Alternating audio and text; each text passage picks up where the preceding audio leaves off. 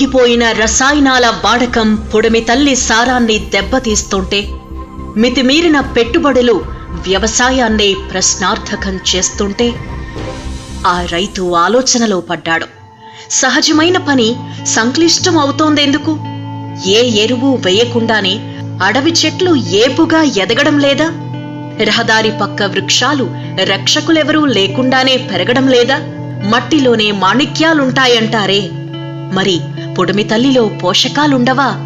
చీడపీడలకి వీడుకోలు చెప్పి బంగారు పంటలు పండించే మార్గం ఆకాశంలో ఎక్కడో లేదు. ఆ రహస్యం భూమిలోనే ఉంది.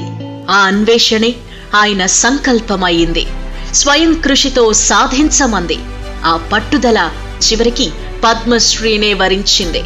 ఏకంగా అమెరికా అధ్యక్షుడే ఆ సామాన్యుణ్ణి వెతుక్కుంటూ వచ్చాడు. శభాష్ రైతన్నా అంటూ అభినందించాడు. అతి సహజమైన మార్గంలో అనితర సాధ్యమైన విజయం సాధించిన ఆ రైతే చింతల వెంకటరెడ్డి.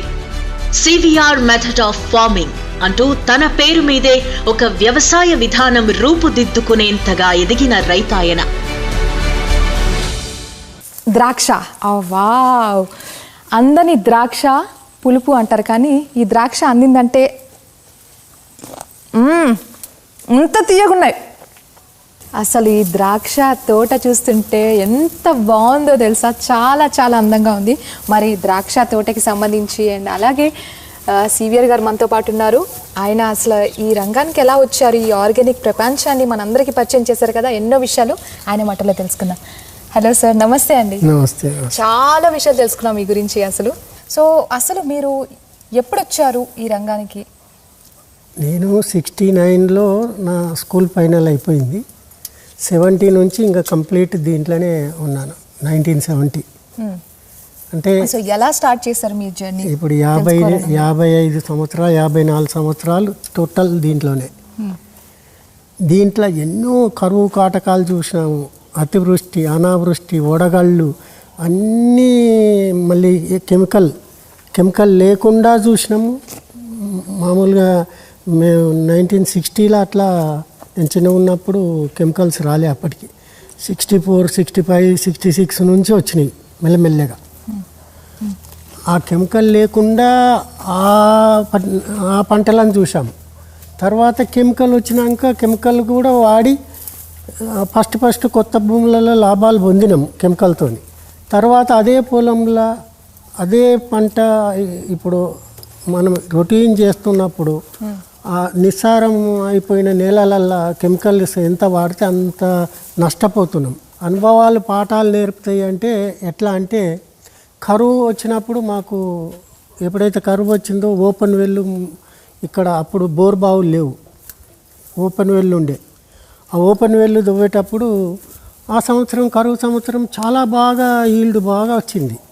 మేము అనుకున్నాం ఫస్ట్ ఇది కరువు దీనికి ఫేవరబుల్ అయ్యిందేమో అని అనుకున్నాం. కానీ ఆ కరువులో ఆ ఓపెన్ వెల్లును ఎప్పుడైతే లోతు దవ్వుతున్నామో, ఆల్రెడీ అది 16 గజాలు ఉండే, ఇంకా 4 గజాలు కొట్టేసరికి నెలకొక గజం దవ్విండ్రు మనుషుల చేత. ఆ తవ్వేటప్పుడు ఆ బురద నీళ్ళు వస్తాయి కదా, అవి పంపు చేసి ద్రాక్ష తోటకు అప్పుడు కాలువల ద్వారా డ్రిప్ ఇరిగేషన్ లేకుండే, కాలువల ద్వారా పంపిస్తే అప్పుడు అంతకుముందు సంవత్సరం మొక్కకి అప్పుడు గింజలు ఉన్న ద్రాక్ష ఉండే 120 కేజీలు 110, 120 కేజీలు వస్తుండే ఒక్కొక్క మొక్కకి. ఆ బావి తవ్వినప్పుడు ఏదైతే తోడిన మట్టి వాటర్ పెట్టినప్పుడు 250 కేజీలు వచ్చినాయి. పండు కూడా చాలా పెద్దగా అయింది, మళ్ళీ గట్టిగా కరకరలాడింది. కనుక ఆ బావి తోడినప్పుడు పంట బాగా దిగుబడి వచ్చింది. కానీ ఆ సంవత్సరం ఏమైంది, వడగళ్ళు పడ్డాయి. ఎంత బాగా వచ్చిందో అంత వడగళ్ళు కూడా పడ్డాయి. అయితే ఒక పక్క అంతా డ్యామేజ్ అయితే ఇంకో పక్క డ్యామేజ్ అయినాయి అన్ని కాయలు తీసేసి మళ్ళీ లేబర్ పట్టి అదంతా తీసి మళ్ళీ అమ్మినా. కానీ ఆ సీటుకు అవి కూడా మంచి నష్టమైతే చేయలేదు ఆ సంవత్సరం కూడా. వడగళ్ళు పడ్డా కానీ ఖర్చులు అయితే మాకు మిగిలినాయి. ఖర్చులు వచ్చేసి ఇది కూడా చూస్తున్నారా, అసలు దగ్గరగా అన్ని కూడా గ్రేప్స్ ఇంత దగ్గర ఉన్నా కానీ డ్యామేజ్ ఇంకా ఇట్లనే ఉబ్బేస్తుంది. అంటే తయారైనాక ఇంకా స్థలం లేదు, ఇంకా చాలా అవుతుంది. లోపల నుంచి కూడా ఉబ్బుతుంది. అంటే తయారైనాక ఇంకా స్పేస్ ఎక్కడా అని అంటే లోపల నుంచి కూడా అది బంచి ఉన్న సైజు వాల్యూమ్ ఎక్కువ అవుతుంది. అంటే దాంట్లో బలం ఉంటే మొక్కలో మనం ఇచ్చే పోషకాలు ఉంటే అట్లా అవుతుంది. అదే కెమికల్ మీద ఇట్లా చూడలేము మనం. కెమికల్ మీద ఇట్లా ఉండదు యాక్చువల్లీ. అసలు గ్రేప్స్ చూస్తుంటే కూడా చూడండి అసలు ప్లాస్టిక్ లాగా కనిపిస్తుంది. బట్ ఇట్స్ రియల్లీ ఇది రియల్ గ్రేప్స్, నమ్మడానికి అనిపించట్లేదు ఇది రియల్ గ్రేప్స్ అని. చూసి ప్లాస్టిక్ గ్రేప్స్ లాగే ఉంది. ఎటువంటి పండు కూడా చాలా నీట్గా, ఎటువంటి డ్యామేజ్ లేకుండా. మట్టి దానం సన్నటి రేవులు కదా. ఇవాళ రేపు ట్రాక్టర్ పద్ధతి వచ్చింది. తుంపిలు రేపు నీకు మట్టి పడ్డట్టు కూడా కనిపించేది. అంటే అంత లైట్గా వచ్చేస్తుంది. అంటే మనం మట్టి తుంపర్లు ఇచ్చినా కూడా కనిపించదు అంటారా? చాలా స్పీడ్గా హై స్పీడ్గా కొడుతుంది అది ట్రాక్టరు. కనుక మనకు అది మట్టి కొట్టినట్టు స్ప్రే చేసినట్టు ట్రాక్టర్ వెళ్ళిపోతుంది. మరి ఇక్కడ పైప్స్ ఉన్నాయి, అవే నీళ్ళ పైపులు, వాటర్ ఇరిగేషన్ అంటారు. అయితే ఈ ట్రాక్టర్ ఈ మధ్యలో ఇగో ఈ అద్దులు ఉన్నాయి కదా, ఈ మధ్యలో నుంచి వెళ్తుంది. వెళ్ళినప్పుడు ప్రెషర్తోని వెళ్ళుకుంటుంది స్పీడ్గా. ఓకే. సో ఇక్కడ అంతా కూడా ద్రాక్ష తోట ఉంది, అటుపక్క కూడా ద్రాక్ష తోట అంతా ద్రాక్ష. ఇది 25 acres. ఈ ఒక్క చెంచా స్పూను డిఏపి యూరియా ఏది లేదు. నీకు దిగుబడి ఎంత మట్టేస్తావో అంత దిగుబడి వస్తుంది. ఎక్కువ దిగుబడి కూడా తీసుకుంటే ఇది ఏమవుతుందంటే తొందరగా రైప్ అవుతలేదు. కనుక ఈసారి వచ్చినా కానీ కొన్ని బంచులు తగ్గించి ఎన్ని బంచులు మోతాదు మొక్కకి ఎన్ని పెడితే స్వీటు బాగా వస్తుంది. మనకు రేట్లో బాగా డిమాండ్ ఉంటుంది తక్కువ పెట్టుకుంటే. అదే నంబర్ ఆఫ్ బంచెస్ ఉన్నాయి అనుకో, టైం డిలే అవుతుంది, చెట్టు మీద కూడా బర్డన్ అవుతుంది, మళ్ళీ రేటు కూడా అది ఇది సేమ్ అవుతుంది. కనుక ఇప్పుడు రేటు నువ్వు డబుల్ రేట్ కమ్మినా కానీ ఆ స్వీట్నెస్ చూసి వాళ్ళు తీసేసుకుంటారు, ఏ రేట్ అన్నా చెప్పినా. అంటే ఇంకా కొంచెం డబుల్ అయిన తర్వాత కూడా ఇది ఇంకొంచెం హెవీ అయ్యే ఛాన్సెస్ హెవీ వెయిట్ వస్తుంది. ఫుడ్ పండించాలి కెమికల్ లేకుండా అని అంటే అందరూ అనుకుంటూ ఉంటారు, కానీ అది మీరు చేసి చూపించారు. అసలు ఈ ఆలోచన ఎక్కడొచ్చింది మీకు? ఎలా? ఆలోచన అనేది అనుభవాలు నేర్పించినాయి అమ్మా. ఎందుకంటే దీంట్లో కెమికల్ వాడేసరికి ఒకటేసారి డ్రిప్ ఇరిగేషన్ కరువు కాలంలో కెమికల్ వాడినాము. ఫస్ట్ ఓపెన్ వెల్ చేసినప్పుడేమో అప్పుడు కెమికల్ వేసినాము, అయినా ఒండ్రు నీళ్ళు వచ్చినాయి. ఇప్పుడు ఈ డ్రిప్ ఇరిగేషన్ వచ్చినాక ఈ ఓపెన్ వెల్ లేదు, బోర్వెల్ వచ్చినాయి. అప్పుడు ఆ బోర్వెల్ నీళ్ళు పెడుతుంటే ఏమైంది, ఇక్కడనే కెమికల్ వేస్తుంటే అది ఇక్కడనే కరువు కాలంలో ఎక్కువ వర్షాలు పడక అక్కడనే నిలబడి ఆ భూమి అంతా పాడయి చెట్టు కూడా ఆకులన్నీ చూడడానికే వీలు లేకుండా, అంటే ఏదో వాడు పట్టినట్టు ఎండిపోయినట్టు అయింది.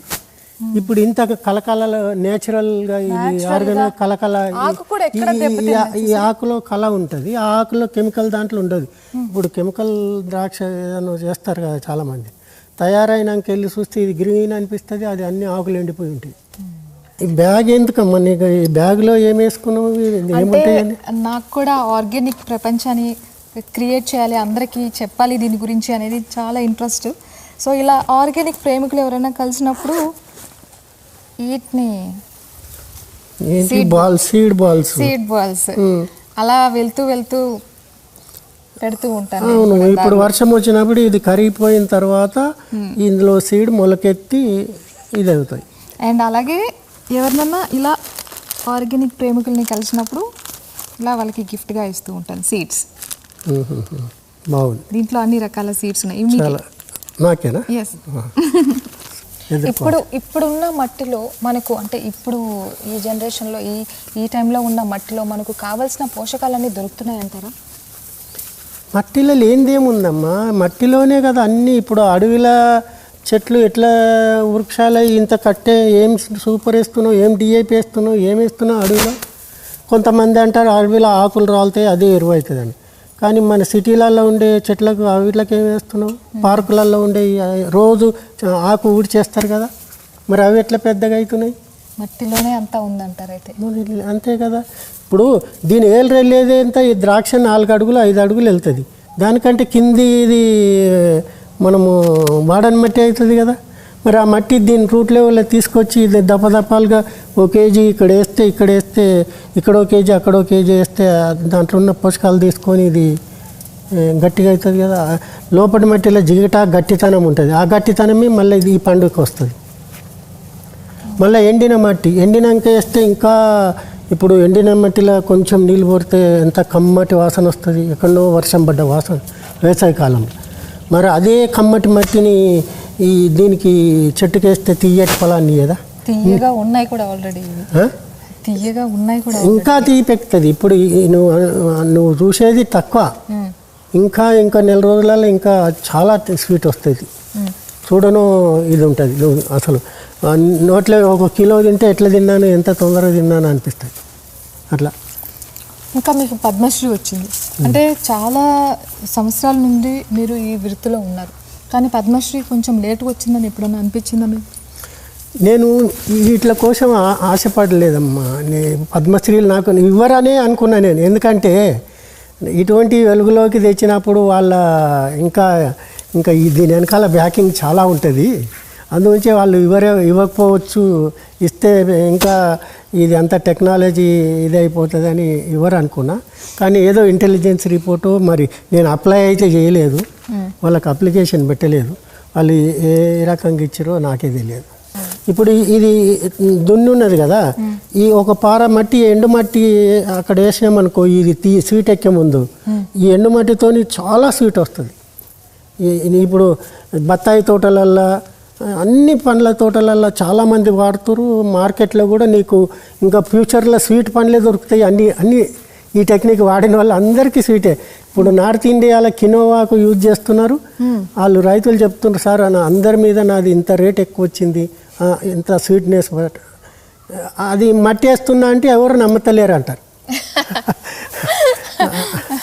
ప్రాక్టికలీ అది నమ్మడం చాలా కష్టమే. సో ఇలాంటి ఒక వీడియోస్ త్రూ మనం ప్రజలకి అవగాహన, ఇంత వీడియోస్ చెప్పినా కొంతమంది చూస్తారు, ఒక పంటకు ట్రై చేస్తారు, మంచిగా వచ్చినా కానీ ఇంకో పంటకి వేస్తలేరు. మరి అదేంటో అదే ఇప్పుడు అన్ని పంటలకి మనం ఇలాగే మట్టితో అంటే సివిఆర్ మెథడే ఉపయోగపడుతుంది. ఇది శాశ్వతం అమ్మా, ఇది ఈ జన్మకు కాదు, మనుషులు గుర్తుపెట్టుకున్నన్ని రోజులు ఈ టెక్నిక్ శాశ్వతం. ఇదేదో ఒక పంటకు 10 సంవత్సరాలు, ఇన్ని తరతరాలు ముందు ఫ్యూచర్ జనరేషన్ అంతా గుర్తుపెట్టుకుంటే ఈ టెక్నిక్ లోపల నుంచి అభాండం ఉన్నది మట్టి. వీటి ఏళ్ళు ఎంత పోతాయి? ఆఫ్టర్ ఆల్ మన కాయగూరలు, మన వరి, గోధుమ అయితే 2 అడుగుల కంటే 3 అడుగుల కంటే కిందికి వెళ్ళాయి. ఆ 3 అడుగుల కింద ఎంత భూమి ఉన్నదో, 20 గజాలు, 30 గజాలు, 100 గజాలు, ఎంత దూరం వెళ్ళినా దానికి పోషకాల గనే అంత మీద అయిపోతే ఇదే అయిపోయిందని అనుకుంటున్నాం మనం. అంటే అమెరికా ప్రెసిడెంట్ కూడా ఆశ్చర్యపోయింది ఏంటంటే, మనము 3 మార్స్ దాకా వెళ్తున్నాం, కింద భూమిలో ఒక అడుగు కింద ఉన్నదాన్ని గమనించలేకపోయినామని ఆయన బాధపడ్డారు వాళ్ళు. ఎందుకంటే ఇప్పటి వరకు మన తాత ముత్తాతలకు కూడా తెలియదు కదా కిందనే ఈయనే ఉంది ఈ ఫర్టైల్ సాయిల్ అని. అవును. సో అసలు మొత్తం ఈ ఆర్గానిక్లో ముఖ్య పాత్ర పోషించేది మట్టి. లోపటి మట్టిని తీసి మనం పైన మట్టిని మిక్స్చర్ చేసి, అంటే ఆ సివిఆర్ మెథడ్తోనే ఈ ఆర్గానిక్ని మనం చూపిస్తున్నాం అందరికీ. అసలు ఆ ఫార్ములా ఏంటో తెలుసుకోవాలని ఉంది బేసిక్గా. అది ఫార్ములా ఏం లేదు, మనం లోపల మట్టి సేకరించడం, మన పొలంలోనే ఒక కందకం తీస్తాము. ఎంత డెప్త్లో? 4 అడుగుల లోతు. ఓకే. ఇప్పుడు వరి, గోధుమకైతే 4-5. ఇప్పుడు ఇదేమో ద్రాక్ష ఇందులో తీయలేము, పక్క పొలంలో 4 అడుగుల లోతుల మట్టి ఆ పొలంలో తీసుకొచ్చి ఇక్కడ వేసి మళ్ళీ దీని పై మట్టి, దీని లోపల మట్టి కూడా ఈ ద్రాక్ష తీసేసినప్పుడు తవ్వుకొని అక్కడ వేసుకోవచ్చు. ఇది వాడిన మట్టిని కూడా మళ్ళీ వాడుకోవచ్చా? మళ్ళీ వాడుకోవచ్చు వేరే పంటకి. అలా ఎన్నిసార్లు వాడచ్చు అంటారు? ఎన్నిసార్లు అవసరం ఉంటే అన్నిసార్లు వాడవచ్చు వాడిన మట్టిని వేరే పంటకి, అంటే వేరే రకం పంటకి, ద్రాక్షకు కాకుండా. కందకం తీస్తే ఆ కందకం, ఇప్పుడు ఈడ కందకం తీసినాము, ఇది అయిపోయింది, నెక్స్ట్ ఇయర్ అక్కడ ఒక్కొక్క కందకందే. ఇప్పుడు ఒక్కొక్క కందకం ఆడికెళ్ళి వీడికి తీస్తేనే 1 సంవత్సరానికి సరిపోయే మట్టి వస్తుంది నీకు, కావాల్సిన వేయడానికి కానీ స్ప్రేకి కానీ. సో నీకు ఏది లాభదాయకం? ఎరువు కొనుక్కొచ్చి అదే, లేకపోతే ఇదా మూసుకొని ఇదే అని చెప్పాలి.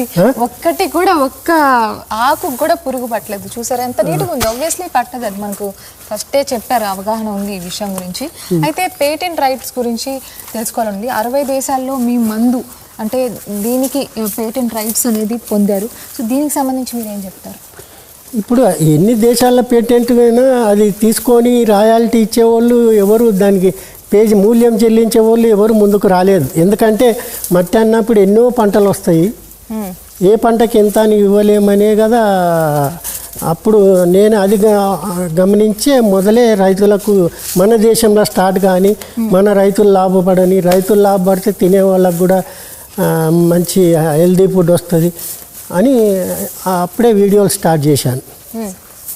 మీరు విటమిన్ డి అండ్ అలాగే రోగనిరోధక శక్తి అది దాంట్లోకి ఇంకా వేరే అదనపు మనము ఈ పోషకాలు కలిపినాను, అంటే ప్లాంట్ మెటీరియల్. సో దాంతో తయారు చేసిన అంటే ఏంటి ఆ ఫుడ్, దాని గురించి కొంచెం డీటెయిల్గా చెప్పండి. ఇప్పుడు వాటికి కూడా ఒక పీరియడ్లో ఈ ప్లాంట్ పోషకాలను ఇస్తే ఇప్పుడు నువ్వు మనం మా చేపలు తింటే ఇది వస్తుంది, అది తింటే ఇది వస్తుంది అని మనకైతే పనిచేస్తున్నాయి అది మనం తింటే. మరి వీటికి కూడా ఫ్రెష్ ఫుడ్ పెడితే వీటికి కూడా పనిచేయదా? ఇవి కూడా జీవమున్న మొక్కలే కదా. మరి వీటికి ఎందుకు ఫ్రెష్? వీటికేమో కుళ్ళిపోయినా ఇస్తావు, నీవేమో ఫ్రెష్ తింటావు. సో అలా అంటే విటమిన్ డిది కూడా మీరు పరిశోధన చేశారు కదా? అవును, ఫ్రెష్ క్యారెట్లను ఉడకబెట్టి ఎంబడే దానికి ఇవ్వడము, మళ్ళా చిలకడ దుంప దాన్ని ఉడకబెట్టి మిషన్లో గ్రైండ్ చేసి ఇవ్వడము, మళ్ళీ మొక్కజొన్న పిండి ఇవన్నీ చేసి ఇచ్చేసరికి దానికి యాంటీ ఆక్సిడెంట్స్ ఉంటాయి. ఈ మూడిట్లలో యాంటీ ఆక్సిడెంట్స్ మళ్ళీ సూర్యరశ్మితో డీగా కన్వర్ట్ చేసుకుంది. ఇప్పుడు మనం ఎట్లా మన శరీరం ఎండలకు పోతే డి విటమిన్ చేసుకుంటాము, ఈ ఆకుల ద్వారా అది సూర్యరశ్మి ఎక్కువ డీగా కన్వర్ట్ చేసుకుంది. చెట్ల విషయానికి వచ్చేసరికి మీరు ఆర్గానిక్ మెథడ్ అనేది చాలా చెప్పారు చక్కగా, సివిఆర్ మెథడ్, అది మట్టితోనే సాధ్యం అన్నట్లు. కానీ మనుషుల విషయానికి వస్తే అసలు మనుషులకున్న ఆ రోగాలు, ఆ జబ్బులు పోవాలంటే మట్టి అనేది ఏమన్నా ఉపయోగపడుతుందంటారా? తప్పకుండా. చెట్లకు ఉపయోగపడ్డప్పుడు మనుషులకు ఎందుకు ఉపయోగపడదు? ఇప్పుడు నా చేతికే ఇంతంత గడ్డ అయ్యిండే, దానికి సబ్సాయిలు పేస్ట్ చేసి ఆ గడ్డ మీద పెట్టేసరికి 3 నెలలు 4 నెలలు ఆ గడ్డ మొత్తం కరిగిపోయి, అది మట్టి సోరియాసిస్ ఒక ఆయన వచ్చిండు, ఏజీబీ MSc AG agriculture retire seed officer. ఆయనకు 35 ఏళ్ళ నుంచి సోరియాసిస్ ఉందంటే ఆయన కూడా మట్టి బాడీకి రుద్దుకున్నాడు. కొన్ని రోజులు డైలీ పొద్దున ఒక చెంచా, సాయంత్రం ఒక చెంచా నీళ్ళల్లో వేసుకొని జస్ట్ మట్టి సబ్సాయిల్ గ్రైండ్ చేసింది మేము మిషన్లో, ఎండు మట్టి అనుకో, అది ఒక చెంచా ఒక స్పూన్ గ్లాసులు వేసుకొని అది బాగా తేరుకున్నాక పైన ఉన్న నీళ్ళని తాగేసిండు, అడుగున ఉన్న నీళ్ళు చెట్లకు పోసాడు. అట్లా 5-6 నెలల మొత్తం సోరియాసిస్ తగ్గిపోయింది. మొత్తం ఒక 1 ఇయర్లో మొత్తం ఆయన నార్మల్ అయిపోయింది. సో మనకు వచ్చే రోగాలకి కూడా మట్టే సొల్యూషన్ అంటున్నారు. అయితే మరి అది ఇచ్చినట్టే కదా. ఇప్పుడు ఇంకొక ఆయన సర్దార్జీ ఉన్నాడు, ఇప్పుడు కూడా మీకు కావాలంటే ఫోన్లో మాట్లాడతాడు. షుగరు బార్డర్ లెవెల్కి వచ్చి నాకు సార్ ఇట్లా షుగర్ అంటుర్రు అంటే మీ మట్టి నీళ్ళు తాగంటే తాగితే ఆయన కొలెస్ట్రాల్ షుగర్ అన్నీ నార్మల్ వచ్చేసినాయి. ఏ టాబ్లెట్ మట్టి నీళ్ళు తాగితే షుగర్ పోవడం ఏంటి? ఇప్పుడు అడగండి, మరి ఫోన్ చేసి మాట్లాడిపిస్తాను నేను. అంటే ఇప్పుడు మట్టి నీళ్ళు తాగడం, మట్టి తింటే స్టోన్స్ వస్తాయి, కడుపు చెడిపోతుంది, పురుగులు పడతాయి అని మన పెద్దవాళ్ళు చెప్తూ ఉంటారు. లివర్ ఉంటుంది కదా, అది మళ్ళీ ఇంకోటి ఈ పై మట్టి కాదు కదా, అది లోపల ఉన్న మట్టిలో ఏ గుడ్డు గ్రైండ్ చేసినప్పుడు ఏ కంటామినేషన్ ఉండదు కదా, మంచి స్థలంలోనే తీసుకుంటాం. ఈ కెమికల్ వేసిన దగ్గర లేకపోతే ఏదో అవి వచ్చిన దగ్గర కాకుండా మంచి స్థలంలోది చూసుకొని ఆ మట్టిని జల్లెడ బట్టి మళ్ళీ మిషన్లో గ్రైండ్ చేసినాక ఇంకా ఏ గుడ్డు ఉండదు, దాంట్లో లైవ్ అనేది ఉండదు. కనుక అది ఔషధం లాగా పనిచేస్తుంది. నేనేదో ఈ టాప్ సాయిల్ కాదు, ఈ టాప్ సాయిల్లో వానపాముల గుడ్లు ఉంటాయి, మన కడుపులో కూడా వానపాములు వస్తాయి, అది లోపల మట్టి నేను చెప్పేది. అట్లా ఏ ఆప్కా షుగర్ అయినా हाँ शुगर का सर। वो शुगर का मट्टी सबसॉइल का सोल्यूशन पी रहे ना तुम? हाँ 100% पी रहे सर। फिर कैसा क्या हो रही तुम्हारा लेवल? नहीं हमारा लेवल 10.8 था, ये क्या बोलते हैं 3 मंथ्स एवरेज, अभी मेरा 5.7 पे आ गया सर। हाँ अभी आपका शुगर कंट्रोल में आ गया? नहीं कंट्रोल में है, और इंसुलिन आगे नॉर्मली लोग शुगर टेस्ट करते हैं मैडम, मैं इंसुलिन टेस्ट करता हूँ, मेरा बॉडी में कितना इंसुलिन ये है, बढ़िया। इंसुलिन टेस्ट करने से मालूम होता कि कितना वो क्या बोलते हैं ये इफेक्टिव है। और आप बॉडी का पूरा चेकअप कराए तो आपको क्लियर दिखता है लीवर ये दूसरे चीजों का अपने आप ठीक होता है वो चीज के लिए। సో వాళ్ళే చెప్తున్నారు, వెల్ ఎడ్యుకేటెడ్ పర్సన్స్ కూడా they are also believing it because వాళ్ళ రిజల్ట్స్ చూస్తున్నారు కాబట్టి. ద్రాక్ష పంటలో మొత్తం మట్టి ద్రావణాన్ని స్ప్రే చేస్తాము ట్రాక్టర్ త్రూ అని చెప్పారు కదా, సో అది ఒక్కసారి మనం చూద్దామా అసలు ఎలా ఈ ప్రాసెస్ ఎలా జరుగుతుందో చూద్దాం. సో ఇదేనా ఇక్కడ నింపుకుంటే ఆ మోటార్ నడిస్తే దీంట్లో వచ్చి పడతాయి, అక్కడ కలుపుతారు మట్టి, ఇక్కడే మట్టి కలిపిన నీళ్ళు ఆ బురద నీళ్ళు ఇప్పుడు ఒండ్రు నీళ్ళు అన్నీ ఇందులో ఈ ట్రాక్టర్లో పడతాయి. సో ఇక్కడ చూసారు కదా డ్రమ్లో మొత్తం మిక్చర్ అయిన తర్వాత ఈ మిక్చర్ ప్రాసెస్ అయిన తర్వాత ఈ పైప్స్ త్రూ మనం ఆ ట్రాక్టర్లోకి నింపుతాం. ఈ మోటార్ త్రూ వస్తుంది అనమాట ఆ ట్రాక్టర్లోకి. సో ఆ మిశ్రమాన్ని మనం ద్రాక్ష తోటలో జల్లడం జరుగుతుంది స్ప్రేస్ త్రూ. మనుషులం పోయాలంటే బకెట్ చాలా పెద్ద ప్రాసెసింగ్, అట్లీస్ట్ ఇది కొంచెం ఈజీ అవుతుంది. అందుకే అడిగాను ఇంకా ఈజీగా ఏమన్నా ఇంకా మనకు ట్రాక్టర్స్ ఎక్కువగా ఉన్నాయా ఏంటి అని చెప్పి.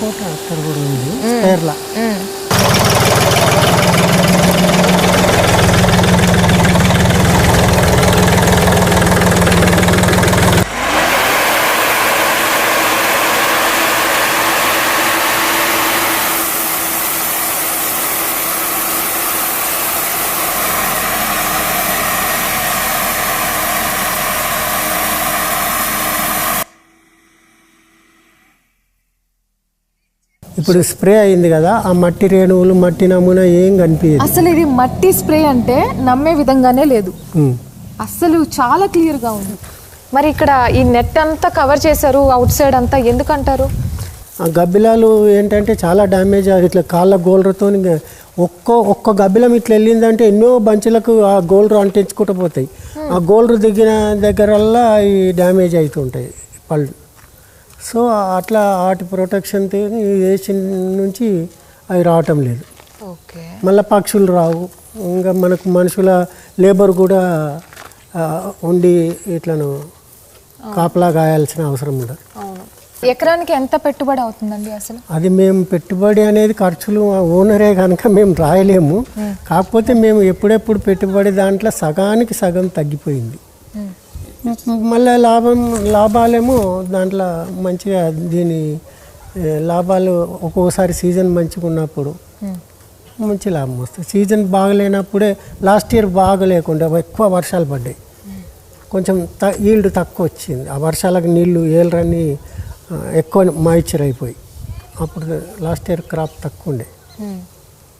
ఈసారి మంచిగా ఉంది. దీన్ని ఈ మార్కెట్లోకి వెళ్ళడం కానీ ప్రాసెస్ అంతా ఎలా ఉంటుంది మార్కెట్లో? ఇప్పుడు క్వాలిటీ మంచిగా వస్తే, టేస్ట్ బాగుంటే మీకు మార్కెట్ అనేది ఇప్పుడు అన్ని ఆర్డర్ ఆన్లైన్, ఈ కరోనా ఒకటి వెళ్ళిపోయేట్లు చేసిందంటే మేము ఆన్లైన్ బుకింగ్లు కరోనాదికి వెళ్ళి ఏదో అంటారు చూడు, చెడులో కూడా మంచిది అని అట్లా అదొకటి హెల్ప్ చేసింది. అంటే ఇప్పుడు ఆన్లైన్లో మొత్తం ఇట్లాగా మన ప్రోడక్ట్ అన్నీ డబ్బులు వేయటము, వాళ్ళు ఫోన్లోనే డబ్బులు జమ చేయటం, మనం పంపించడము. అయితే రిస్క్ తగ్గింది ఒక రకంగా చెప్పుకోవాలి. చాలా చాలా రిస్క్, మార్కెటింగ్ రిస్క్.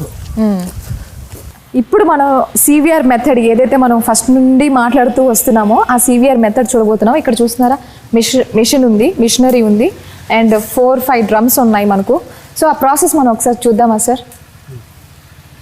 ఈ డ్రమ్ములో మిక్స్ చేసుకుంటాము. మట్టి ఆమ్లం కలిపింది, నూనె కలిపింది ఏదన్నా ఇందులో మిక్స్ చేస్తే ఏమవుతుందంటే, ఇప్పుడు జనరల్గా నూనె అనేది పైన తేలుతుంది. అవును. ఆ మట్టిలో కలిపినాక ఏమైతే మట్టి రేణువులు దానికి పట్టుకొని ఒండ్రులోకి పట్టేస్తుంది. అప్పుడు నూనెను విడదీసే గుణం ఉన్నది ఆ లోపల మట్టిలో. అప్పుడు న్యాచురల్ ఎమ్మెల్సీ తయారవుతుంది. ఇప్పుడు అందరు అంటారు నూనె మట్టితో కలిపితే అంత నీళ్ళల్లో తేలుతుంది కదా, ఇట్లా తేలినట్టు ఉందా? ఏం పెద్ద లేదు, ఎందుకంటే ఇది లోపటి మట్టి కాబట్టి. లోపటి మట్టి కాబట్టి నీకు నూనె అనేదే కనిపించదు. ఇది ఇది లాక్కొని దానికి ఇప్పుడు ఇరిగేషన్ దాంట్లో మేము నీళ్లు పారే దాంట్లో ఇస్తున్నాం కదా పైపులా, ఆ నీళ్ళ ద్వారా పోయి పోషకాలు అవుతాయి, పురుగు మందుగా పనిచేస్తుంది. మళ్ళీ కింద పడితే భూమి మీద పడితే పోషకాలు, పడ్డా పోషకాలు. మీరు స్పెషల్లీ ఆముదం నూనె అంటున్నారు, మరి నూనె ఆముదమే వాడాలా, ఇంకేదన్నా నూనె మనం ఏదన్నా నూనె వాడచ్చు? ఏ వేప నూనె కానీ మనం తినే నూనెలు వాడినా నడుస్తుంది, కానీ ఇవన్నీ ఆ చీపుగా అవి వస్తున్నప్పుడు ఇవి వాడని అవసరం లేదు. తినే నూనెలు కాస్ట్ అయిపోతాయి. ఇప్పుడు ఇట్లా మట్టి తీసుకొని దానిపైన నూనె పోసేస్తాం. అయితే ఎంత నూనె పోయాలి అనేది 10 కేజీలకు 1/2 కేజీ. ఇది రూట్ సిస్టమ్కి వేసేటప్పుడు, అది స్ప్రేలు అయితే 1/2 కిలో వేసుకున్నా నడుస్తుంది. ఓకే, అంటే డిపెండ్ ఆన్ క్రాపు, ఆ పెస్ట్ ఉధృతిని బట్టి మేము డోసేజ్ ఇందులో చేంజ్ చేసుకుంటాం. అంటే క్రాప్ని బట్టి మనకు డోసేజ్ చేంజ్ అవుతూ ఉంటుంది. ఎందుకంటే ఇప్పుడు కొన్ని క్రాపులు ఎట్లుంటాయంటే చాలా చిన్నగా ఉన్నప్పుడు ఎంత మోతాదులో కావాలి, పెరిగినాక ఎంత ఉండాలి, అవన్నీ నిర్ధారించుకోవాలి. రైతు అనుభవంతోనే ఇప్పుడు సైంటిస్ట్లా దీనికి చెప్పడానికి ముందుకు వస్తలేరు కనుక ఎవరికి రైతుల అనుభవంతోనే చూసుకోవాలి ఏ పంటకు. నేను కూడా అన్ని పంటలకు వేసి ట్రై చేసి చెప్పలేను కదా. ఇప్పుడు మట్టి సో ఇది ఓన్లీ మట్టి అండ్ ఆయిల్ అంతే, ఇంకేం లేదు ఇక్కడ, జస్ట్ మట్టి అండ్ ఆయిల్ మాత్రమే ఉంది. ఈ ప్రాసెస్ తర్వాత మనం దీన్ని వాటర్ లో మిక్స్ చేస్తారు, అండ్ దెన్ ఫీల్డ్ లో పొలానికి సప్లై చేయడం జరుగుతుంది. మోటార్తోనే మంచి నీళ్ళు వెళ్ళేటప్పుడు ఆ నీళ్ళ పైప్ లైన్ మనం ఇది కనెక్ట్ చేస్తాం. సో ఇక్కడ కూడా ఎటువంటి కెమికల్స్ కానీ మనం సింథటిక్ బేస్డ్ ఏం చూడట్లేదు, ప్రతి ఒక్కటి న్యాచురల్ గా మట్టితోనే రెడీ అవుతుంది ఇక్కడ మనకు. కలర్ చేంజ్ అయిపోయింది చూడ మట్టి. సో ఆ నూనె ఆయిల్ ఎప్పుడైతే మిక్స్ అవుతుందో మట్టి కలర్ చేంజ్ లాగేసుకుంటది, లాగేసి నీళ్ళకి ఇచ్చేస్తుంది. సో మనం నెక్స్ట్ ప్రాసెస్ కూడా చూద్దాము. వాటర్ లో మిక్స్ చేసిన తర్వాత అసలు ఈ ప్రాసెస్ అంతా ఎంత టైం వరకు అవ్వచ్చు, దీనికి ఎంత టైం పడుతుంది? మొత్తం టైం పడుతుంది, కల్పనీకు అరగంట పడుతుంది. ఇది కల్పని ఇక్కడ అరగంటలో అంత గంట సేపట్లో 2-3 డ్రమ్ములు కలిపేస్తాడు. ఇప్పుడు ఈ డ్రమ్ అయిపోగానే ఇది తీసి ఇంకో దీంట్లోకి వేస్తాడు, అంతే. సో ఇక్కడ వాటర్ సేపు నీళ్లు పెడితే అంతసేపు ఎంత కావాలని అనుకుంటే అంత ఎక్కిస్తారు దీంట్లో. ఓకే, సో ఇలా 3-4 డ్రమ్స్ లో ఆల్రెడీ ఇక్కడ రెడీ అయ్యింది. అండ్ అక్కడ ఆ డ్రమ్ లో మనం చూస్తున్నాం అది డీకంపోజ్డ్, అంటే ఇందులో వచ్చిన మిగిలిన వేస్ట్ అందులో వేస్తున్నాము. మంచిగా కుళ్ళినాక అది కూడా రూట్ సిస్టమ్ కు పంపిస్తాం. వండర్ఫుల్ అసలు. సో ఇలా మనం పైప్స్ త్రూ పొలాలు వేస్ట్ చేయకుండా, దీన్ని కింద పారేయకుండా, ఒట్టిగా వేస్ట్ చేయకుండా డ్రమ్ వేసి అది కూడా అంత కుళ్ళినాక మంచిగా డీకంపోజ్ వస్తుంది. సో జనరల్గా మనకు ఎంత కావాలి, సప్లై చేయాలి, ఒక ఎకరానికి ఎంత కావాలి, ఎంత ఈ ప్రొసీజర్లో మొత్తం? ఇప్పుడు స్ప్రే అయితే 400 లీటర్ల మ్యాక్సిమం 400 లీటర్లు 2 డ్రమ్లే అవుతాయి. మనం రూట్ ఇది దీంట్లో ఇస్తున్నాం, వాటర్లు ఇస్తున్నాం, కొంచెం ఎక్కువ ఇస్తున్నాం, ఇంట్లో పోషకాలు కూడా వస్తాయని. సో సరే, ఫర్టిలైజర్ వేయం కదా ఇప్పుడు దానికి, యూరియా, DAP అని ఇదే ఫర్టిలైజర్ అనుకొని ఇదే. ఇంకా ఈ ప్రాసెస్లో ఇంకా అవి కూడా ఉన్నాయి కదా, అంటే మేము అప్పుడు దీంట్లో డి విటమిన్కి వేసే ప్రొసీజర్, అవి కూడా అప్పుడే ఇదివరకే ఇచ్చేసాం. డి విటమిన్కి వేసే ప్రొసీజర్ ఏ విధంగా ఉంటుంది? అది ఇంకా వేరే క్యారెట్, చిలకడ దుంప, మొక్కజొన్న పిండి ఇంకా కలిపి ఇచ్చినాము. ఓకే, మిశ్రమం అంతా అయిన తర్వాత బురద నీళ్ళు అట్లాగా పైప్లో బురద నీళ్ళు వస్తాయి. ఓకే, కనెక్ట్ చేస్తాం. వాటి రెండింటిని మిక్సప్ చేసి ఇంకా పొలంలోకి వదలడమే. సో ఒక డ్రమ్ మొత్తం అంటే ఒక డ్రమ్ అయిన తర్వాత ఇంకొక డ్రమ్ అట్లాగా హాఫ్ అన్ అవర్. సో మరి డీకంపోజ్ అయింది కూడా వేరే, దానికి వేరే పైప్ ఉందా? దీంట్లోనే ఎక్కిస్తారా? ఇది అయిన తర్వాత డీకంపోజ్ అయింది కూడా ఎక్కిస్తారు. సో వాటర్ కలిపి మడ్ వాటర్ క్వాంటిటీ అనేది చాలా తక్కువ ఉంటుంది అయితే తక్కువ ఉంటుంది. ఫ్రెష్ వాటర్తో మిక్స్ అయిన తర్వాత. నేను ఈ మిశ్రమం మొత్తం అలాగే మడ్ వాటర్ లాగా కనిపిస్తుందేమో అనుకున్నాను. ఓకే, సో మిశ్రమం కూడా స్ప్రింకులు చిన్నగా రెయిన్ వచ్చినట్టు వర్షం వచ్చినట్టు వస్తుంది కదా, అందులో ఏం కనిపిస్తుంది, ఈ వాతావరణాన్ని లోపల మట్టితోని కూల్ చేసి ఈ దిగుబడి నార్త్ ఇండియాలో ఏ దిగుబడి వస్తుందో ఈ దిగుబడి వస్తుంది. ఇది గింజలు వచ్చాయి ఆల్రెడీ. ఇంకా వారం 10 రోజులు అయితే హార్వెస్ట్ అవుతాయి. So nice. సో ఇక్కడ చూసారా, వారం 10 రోజుల్లో అయిపోతుంది, ఇంకా అంతేనా, వారం 10 రోజుల్లో రెడీ అయిపోతుంది. సో ఈ పద్ధతి అంతా కూడా మేము దగ్గర నుంచి చూసాము, చాలా చక్కగా అనిపిస్తుంది, చాలా బాగుంది. అసలు వెదర్ కండిషన్స్ కూడా దీనికి చాలా ఇంపార్టెంట్ కదా. అసలు వెదర్ కండిషన్స్ నార్త్ ఇండియాలో ఇప్పుడు నేను కూల్ అన్నా కదా, లోపల మట్టి స్ప్రే చేస్తున్నాం కదా, అందులో కలిసి వస్తుంది కదా, ఆ మట్టి ఇక్కడ మట్టి రేణువులు ఇక్కడ పట్టుకొని వాతావరణంలో తేమను కానీ చల్లబరుచుకుంటాయి. ఇప్పుడు దీని మీద మట్టి రేణువు ఒక లేయర్ ఏర్పడుతుంది. ఆ మట్టి అనేది వాతావరణంలో తేమను కూడా లాక్కొని పదని నిలకడ, అందుగురించే ఈల్డ్ నార్త్ ఇండియా లాగా దిగుబడి కూడా వస్తుంది ఇట్లా. ఇంకా స్థలం లేక ఇంకా ఇంకో రూమ్లో కూడా షిఫ్ట్ కొన్ని ఉన్నాయి, కానీ ముఖ్యమైన ఇక్కడ పెట్టినాం. ఓకే, అంటే ఇంకొక రూమ్ లో కూడా అవార్డ్స్ ఉన్నాయి, ఎన్ని అవార్డ్స్ వచ్చాయి. సో ఎక్కడ సందర్భాలు ఏంటి మా కోసం చెప్తారు? ఇదేమో ఫస్ట్ అమెరికా రాష్ట్రపతి 2004-06లో నా పేటెంట్ పబ్లికేషన్ అయినప్పుడు దాన్ని అభినందించడానికి ఆయననే అపాయింట్మెంట్ తీసుకొని వచ్చాడు. నాకే కాదు, రైతాంగానికి దేశానికి గర్వకారణం ఆయన వచ్చి కలవడం అనేది. ఇన్నోవేషన్ ఆ పేటెంట్ దాంట్లో అంత ఉన్నది, వాళ్ళ దాన్ని మొత్తం కూలంకషంగా అర్థం చేసుకొని స్టడీ చేసుకొని వచ్చిండు. ఇక్కడ ఈ అవార్డు చూస్తా పద్మశ్రీ ఇచ్చేటప్పుడు మన రాష్ట్రపతి గారిది. అది రాష్ట్రపతి భవన్లో అంతా దిగినాం మేము, ఎవరెవరు అవార్డు తీసుకున్నారో. సో ఆ రోజు అంటే అందరూ అవార్డ్స్ తీసుకున్న వాళ్ళది ఒక గ్రూప్ ఫోటో అనమాట. ఇక్కడ చూడండి మీరు, ఎంత చక్కగా ఉందో. ఇది కూడా ఇప్పుడు మోడీ గారు కలిసి పక్కకు తీసుకొని మాట్లాడేది ఇది కూడా ఈ చిన్న ఫోటో కూడా రాష్ట్రపతి భవన్లోదే. సో యా, పద్మశ్రీ టైంలోనే ఈ అదే టైంలో కన్వర్జేషన్ టైంలో దిగారు, ర్యాండమ్ క్లిక్స్ అంటారు కదా, అలాగా. ట్రాక్టర్ కంపెనీ వాళ్ళు ఇది మీకు బహుమతికి ఇచ్చారా? అన్ని సందర్భాలు ఇక్కడ ఉన్నాయన్నమాట. మీరు ఆ సాగు చేసే టైంలో ఏంటి ఆ ప్రాసెసింగ్ కావచ్చు, ఈ మెడల్స్ గెలుచుకున్నది ప్రతి ఒక్కటి ఉంది. ఇది అగ్రి అవార్డ్స్ ఏమో మన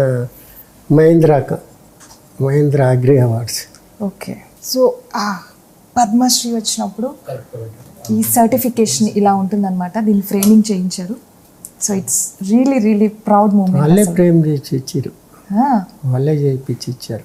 ఇక్కడ ఇంకొకటి సన్మాన్ పత్రని, అది మోడీ అహ్మదాబాద్ పిలిచినప్పుడు రైతులను పిలిచాడు కదా. ఓకే, దాన్ని 50,000 రూపాయలు 2013లో. ఓకే, అగ్రి అవార్డ్, ఇది national Mahindra agri award. Okay, so ఈ అవార్డ్ 2012 అనుకుంటా. ఓకే, గోధుమ సింబల్. ఓకే, ఢిల్లీలో ఇచ్చారు. 2 lakhs rupees cheque award. Sir, లోపల మట్టిలోనే ఇన్ని పోషకాలు ఉన్నాయని గుర్తించి అసలు మీరు ఒక అద్భుతమైన ఇన్వెన్షన్ చేశారు. అంటే ఇప్పుడు ఈ ఇన్వెన్షన్ అనేది క్షేత్ర స్థాయిలో రైతులకి చేరాలంటే ఎలా, అంటే చేరిందంటారా ఇప్పటి వరకు? ఒక 5% కూడా చేరలేదు. అంటే నాకు తెలిసిన కాడికి ఎన్ని వీడియోలు చేసినా ఏది చేసినా కానీ నిజం అనేది ఎప్పుడే కానీ నిలకడ మీద టైం తీసుకొని వస్తుంది. కనుక ఫస్ట్ మన సైంటిస్టులు దీన్ని గుర్తించి అవగాహన చేసుకొని వాళ్ళకు కూడా ఇది కొత్తగానే అనిపిస్తుంది. వాళ్ళు కూడా ఒక పంట 2 పంటలలో అవగాహన వస్తుంది. తర్వాత రైతుల దగ్గరికి తీసుకెళ్ళాలి.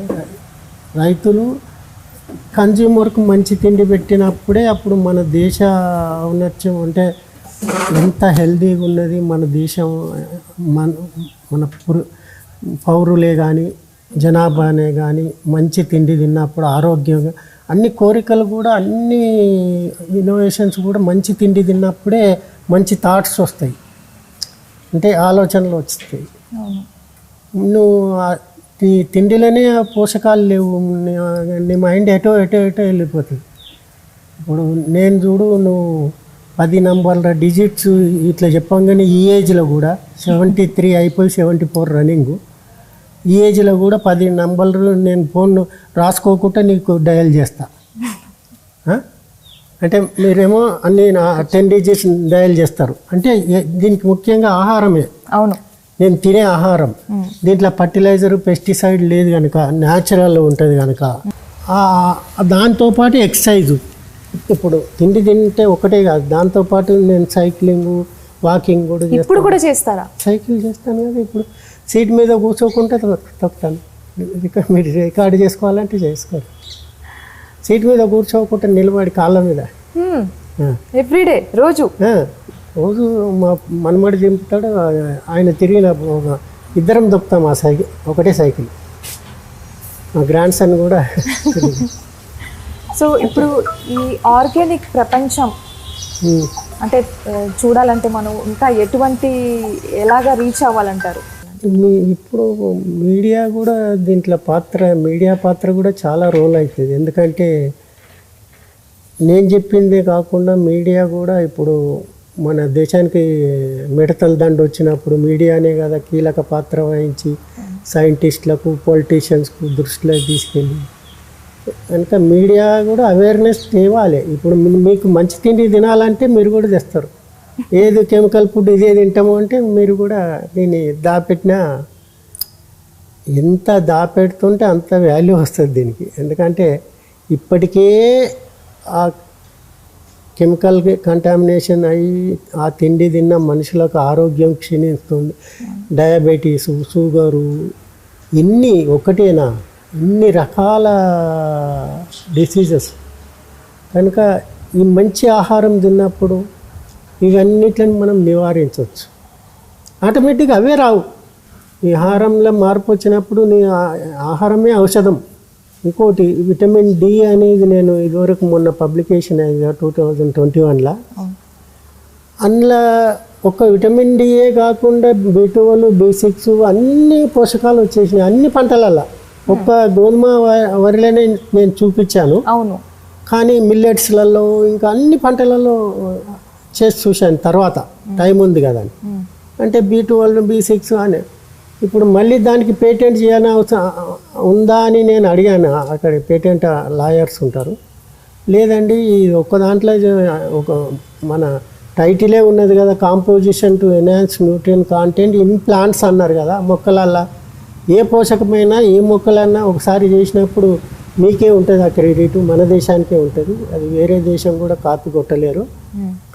అన్ని పోషకాలను వృద్ధి చేసుకొని మనం బయట ఎక్స్పోర్ట్ చేయొచ్చు, మన సూపర్ మార్కెట్లలో అమ్మవచ్చు. కాకపోతే ఇది రైతులలో ఇప్పుడు దీంట్లో కరెక్ట్ పోషకాలు ఉన్నాయా లేవా అని టెస్ట్ సర్టిఫై చేసి మార్కెట్లకు వెళ్ళాలంటే ప్రభుత్వ సహకారం కావాలి. అవును. నేను ఒక్కడిని అంటే నా పంటను నా మీద నమ్మకంతో తీసుకుంటారు సూపర్ మార్కెట్.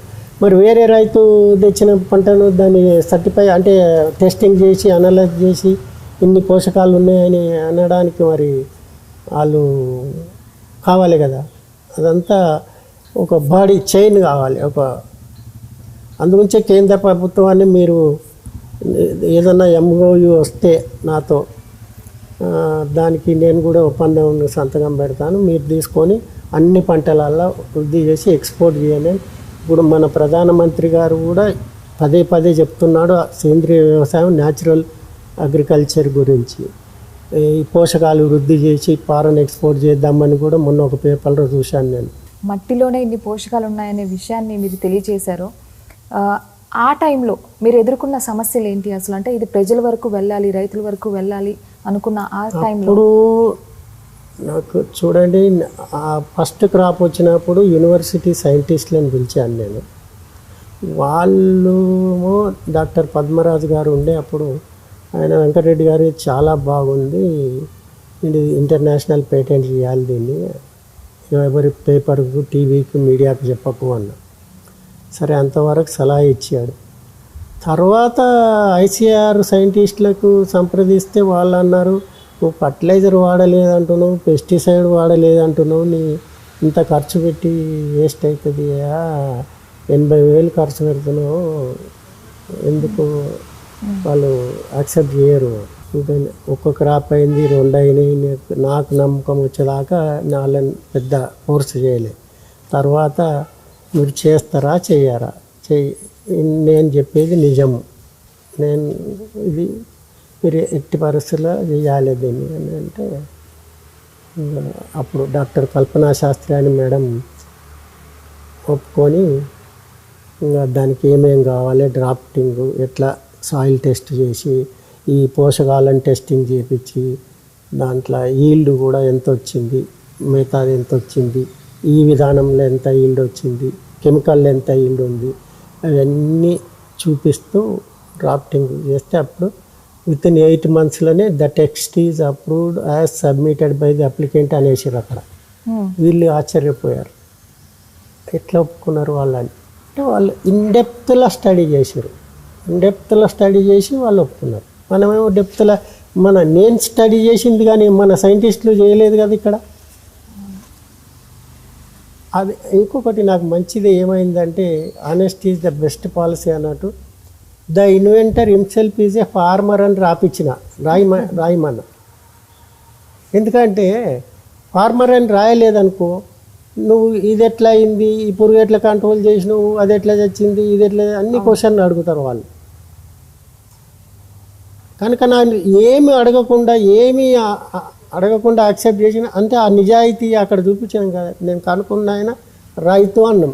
రైతును అన్నప్పుడు ఒక సైంటిస్ట్ ఏం అడుగుతాడు, ఏం క్వశ్చన్ చేయలేడు కదా. మీరు అనలైజ్ చేసుకోండి, మీరు నేను చేసిన దాంట్లో ట్రూత్ ఉందా లేదా, దాంట్లో అట్లా చేస్తే అట్లా వస్తుందా రాదా.